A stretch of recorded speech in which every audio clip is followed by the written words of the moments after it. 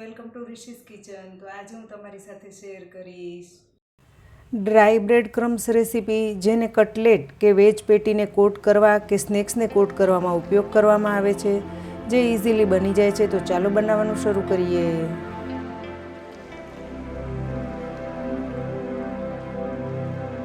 અહીંયા મેં એક પેકેટ વ્હાઈટ બ્રેડની બોર્ડર કટ કરીને લીધી છે. તમે બોર્ડરવાળી બ્રેડ પણ લઈ શકો છો.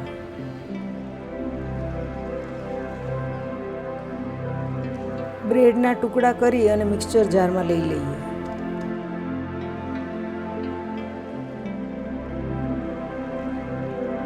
પલ્સ મોડ એટલે કે મિક્સચર ચાલુ બંધ કરી અને પીસી લઈએ. આ રીતે તૈયાર થશે.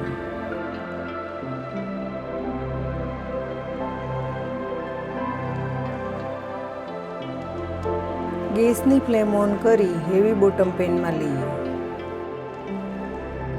ગેસની લો ફ્લેમ પર સતત ચલાવતા જઈ અને ડ્રાય રોસ્ટ કરીશું.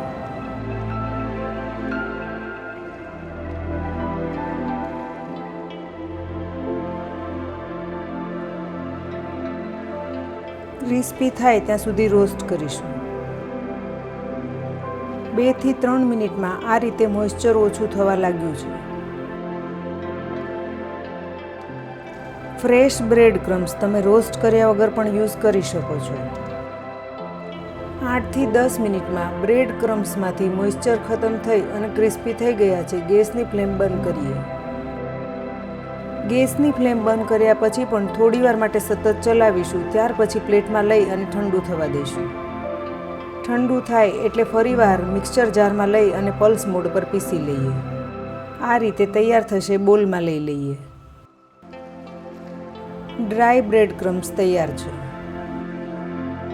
આ બ્રેડ ક્રમ્સ એરટાઇટ જારમાં લઈ રૂમ ટેમ્પરેચર પર 1 થી 1.5 મહિના માટે તમે સ્ટોર કરી શકો છો. તો ફ્રેન્ડ્સ, તમે આ રેસીપી એકવાર જરૂરથી ટ્રાય કરજો અને મને કમેન્ટમાં જણાવજો કે કેવી લાગી. જો સારી લાગે તો વિડીયોને લાઇક અને શેર કરજો.